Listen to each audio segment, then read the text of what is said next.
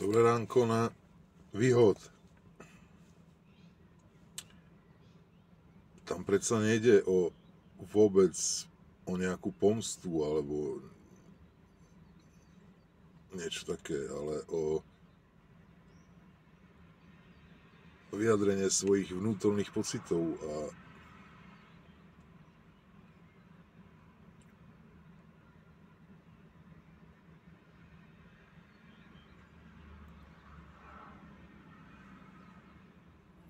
niečo také ako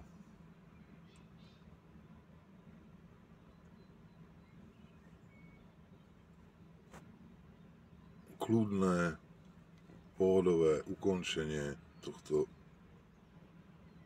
virtuálneho vzťahu a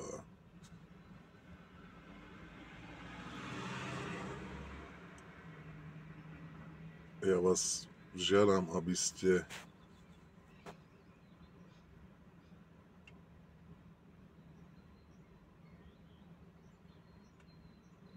moje súkromie už neriešili, pretože to má pre mňa odpudzujúce účinky a tak vám všetkým prajem pekný deň, tu je tiež pekne.